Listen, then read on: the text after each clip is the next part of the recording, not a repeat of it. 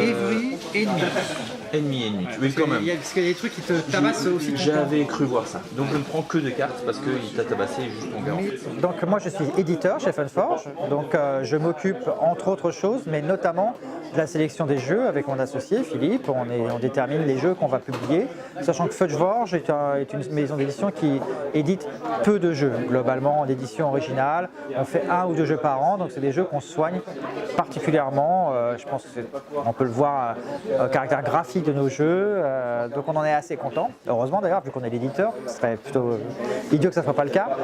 Et donc là, par exemple, c'était un projet d'édition qu'on a depuis Cannes de l'année dernière, donc depuis février de l'année dernière, où on a discuté avec les auteurs, Matthew Dunstan et Brad Gilbert, pour l'édition donc de Professor Evil and the Citadel of Time, qui sera là, c'est l'édition anglaise que j'ai amenée aujourd'hui, mais il sera en français bien sûr, sous le nom de Professor Evil et la Citadelle du Temps.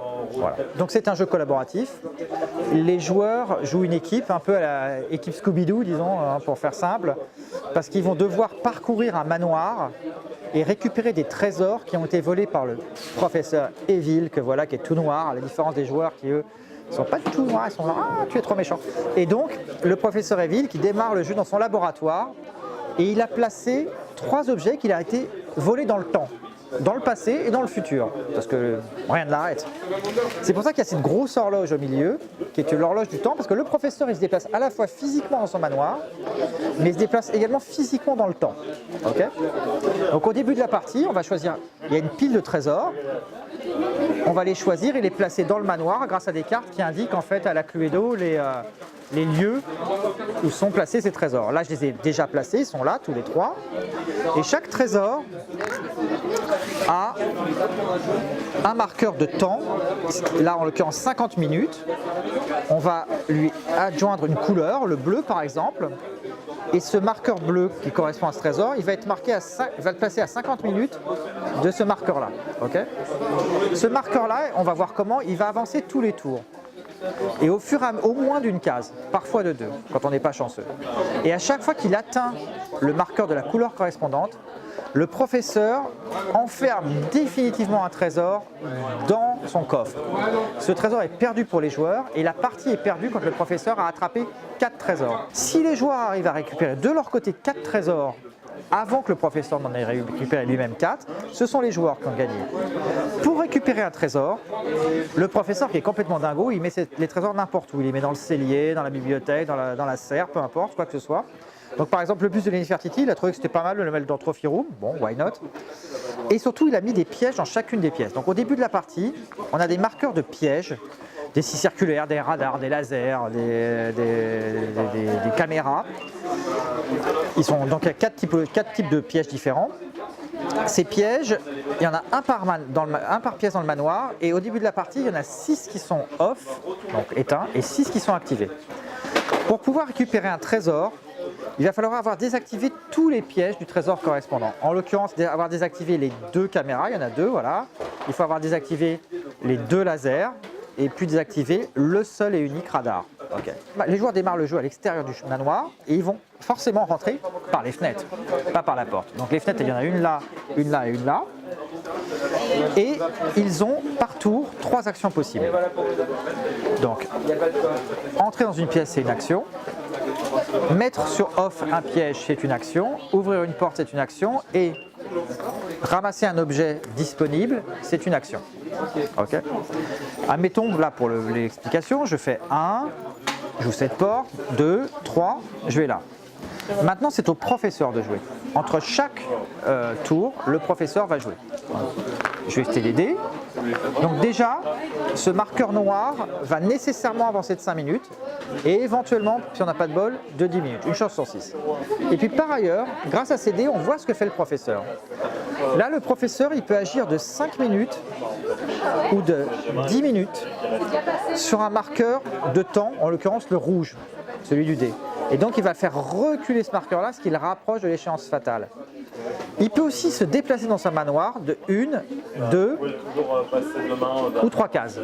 Donc, et pour son mouvement, c'est là où est le système hyper intelligent qu'ont mis au point Matthew Dunstan et Brett Gilbert, c'est qu'il va se déplacer par les pièces vers les pièces où il y a le tapis correspondant à la bonne couleur. Exemple, là il démarre dans le laboratoire, il va bouger de 2, admettons, en passant par les portes vertes. Et la couleur du tapis qui est là indique la porte qu'il va franchir. Donc une pierre, porte, 2 portes. Chaque porte évidemment a un tapis des 3 couleurs, chaque pièce, pardon, et donc pour pouvoir franchir. Donc aléatoirement, le professeur va passer par là. À chaque fois qu'il rentre dans une pièce, il ferme la porte derrière lui qui était ouverte, et par ailleurs, il va réactiver les pièges. Donc il va passer son temps à défaire ce que vous avez construit. Par ailleurs, il peut également, par un passage secret, directement se rendre sur un trésor de la couleur correspondante au dé, en l'occurrence le trésor vert ici. S'il fait ça, il ferme cette fois-ci toutes les portes du manoir et par ailleurs il redéclenche évidemment. Chose importante aussi, à chaque fois que le professeur se déplace, s'il croise un joueur, il le chasse dehors. Et de la même manière, les joueurs ne peuvent pas rentrer volontairement dans une pièce où il y a le professeur, ce qui peut être très embêtant s'il est sur une pièce où il y a un trésor ou un piège que vous devez absolument désactiver. Chaque personnage, on le voit à l'iconographie en haut du plateau, agit sur un truc particulier. Lui, elle va agir sur les pièges, elle va agir sur le temps, lui, il va agir sur les mouvements du professeur, lui sur les pièges, etc. Les portes, peu importe. Donc, chaque joueur prend un personnage, donc parmi les 5 disponibles, et il va prendre le lot de cartes correspondant à son personnage. Il y a 6 cartes comme ça. Au début de son tour, avant de commencer ses actions, le joueur va piocher 2 cartes parmi les 6. Ces 2 cartes, elles indiquent 2 pouvoirs que le joueur va pouvoir utiliser en choisissant un durant son tour, à n'importe quel moment de son tour. Donc les joueurs vont collaborer, ils vont se dire qu'est-ce qui est utile, parce qu'après je vais jouer après toi, comme on n'a que 3 actions, on peut rarement faire un truc tout seul, quoi. Donc on va déterminer ensemble laquelle est, c'est en sens que c'est vraiment collaboratif, la carte la plus intéressante à jouer. Donc je prends une des cartes, je vais faire mes moves actions, je vais jouer cette carte, et au prochain tour, le tour va revenir à moi. Je vais prendre 2 nouvelles cartes, 2 nouveaux pouvoirs, en cours au prochain tour, 2 nouvelles cartes, 2 nouveaux pouvoirs. Quand j'ai joué tous mes pouvoirs, je remélange mes cartes et je repioche. Et en plus de ça, si le jeu dure et donc se complique, parce que ça veut dire que le professeur a volé plein de trésors, à chaque fois que les joueurs passent sur le quart d'heure et le 3/4 d'heure, ils vont décider ensemble quel pouvoir spécial du joueur ils vont activer. Donc ils vont retourner à une des cartes et il y a un pouvoir qui est permanent, qui est souvent très utile, et un pouvoir exceptionnel qui, si on le joue en addition de celui-là, vous retourne la carte, donc il faudra la réactiver en repassant sur un. Donc au bout d'un moment, les joueurs commencent à être un peu équipés en termes de pouvoir pour essayer de battre le professeur dans la course à la montre. Ça sera disponible à Essen, donc en octobre, et j'espère qu'on aura tous les exemplaires, ce sont les joies du transport, mais sinon on en aura quelques-uns. Et si on n'a pas tous les exemplaires dès Essen, il sera disponible en novembre, je pense. Fight for Olympus, c'est un jeu de duel. C'est très simple. Il y a un plateau qui est mis entre les 2 joueurs, comme ceci. Et il y a des cartes à jouer qui sont là. Ces cartes à jouer, on va les placer. Les joueurs se mettent face à face et ils vont pouvoir placer ces cartes sur les emplacements qui sont disponibles en face de chaque carte. Pour jouer des cartes, on en a 6 en main. Et en fait, chaque carte a une couleur et a un coût. Exemple, pour jouer cette carte jaune et pouvoir la placer en face d'un terrain, il va falloir que je paye une carte jaune, une carte rouge et une carte bleue de ma main. Donc je vais me défausser. Donc en fait, globalement, ce qui se passe, c'est que j'ai jamais assez de cartes pour faire exactement tout ce que je veux. Mais c'est très important de se positionner autour du terrain parce que c'est comme ça que vous allez gagner la partie. Alors, il y a 3 types d'unités. Il y a des héros, ils sont tous différents, il y en a plein, ils ont tous des effets particuliers. Des effets instantanés, des effets permanents ou des effets d'attaque-défense. Et puis il y a des peuples, qui sont des cartes plus sobres, mais qui généralement ne coûtent pas très cher, voire ne coûtent rien du tout à placer. Et donc le but est de se placer de part et d'autre de ce plateau. Pourquoi? Parce que c'est comme ça qu'on va gagner ou des points de victoire, ou des jetons de couleur qui vont permettre d'être des jokers pour pouvoir jouer des cartes, ou bien de vous placer par exemple en face de 3, qui est un endroit qui vous permet de piocher des cartes en plus. Quand vous êtes le seul sur votre position, vous pouvez bénéficier de l'effet qui est là. Et si vous en avez un adversaire en face, vous devrez affronter d'abord l'adversaire avant de bénéficier de l'effet bénéfique du plateau.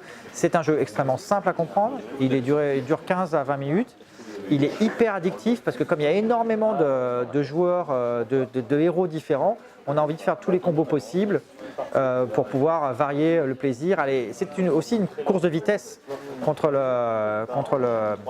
les autres joueurs. Et ça, c'est un jeu qui sera disponible, je pense, avant la fin d'année, normalement. Voilà.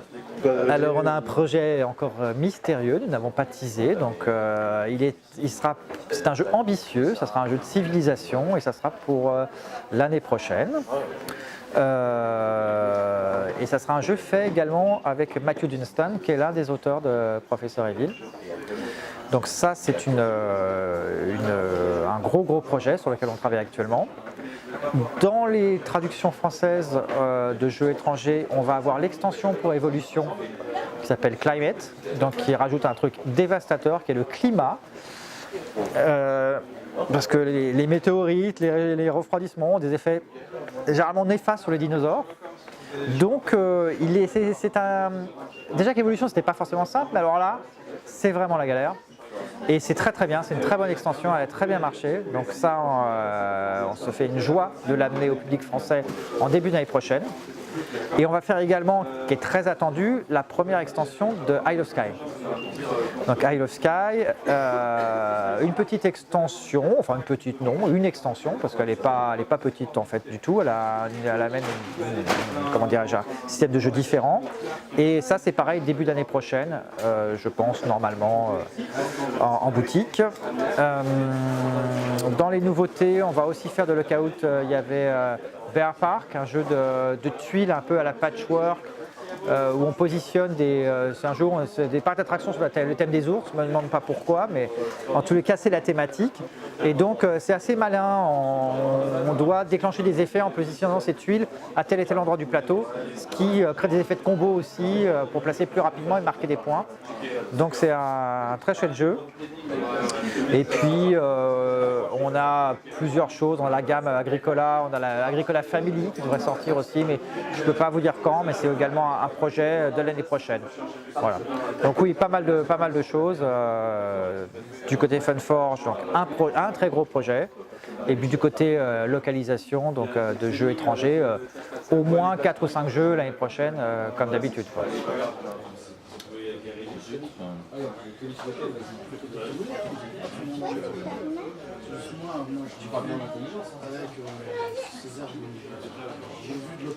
Très bien, est-ce que tu avais un mot de la fin?